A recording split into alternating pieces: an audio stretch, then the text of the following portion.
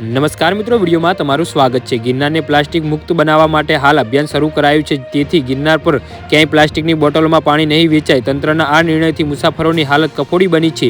જી હા મિત્રો, અત્યારે હાલ મોટા સમાચાર સામે આવી રહ્યા છે। તો મિત્રો, સમાચારમાં વધુ વિગતવાર વાત કરીએ તો તંત્ર દ્વારા વૈકલ્પિક વ્યવસ્થાના ભાગરૂપે ગિરનાર પર્વત પરના વેપારીઓને વોટર જગ આપવામાં આવ્યા છે, પરંતુ અહીં આવતા પ્રવાસીઓને વોટર જગમાંથી લૂઝ પાણી પીવા તૈયાર નથી। તો બીજી તરફ ગિરનાર ચડવા માટે કોઈ પણ શ્રદ્ધાળુઓ કેટલું પાણી ઉપાડીને ચડે? એક તરફ તંત્રના આ નિર્ણય સામે વેપારીઓ વિરોધમાં ઉતર્યા છે। તંત્રના આ સમસ્યાનો હલ કાઢે એવી વેપારીઓ અને પ્રવાસીઓની માંગ કરી હતી।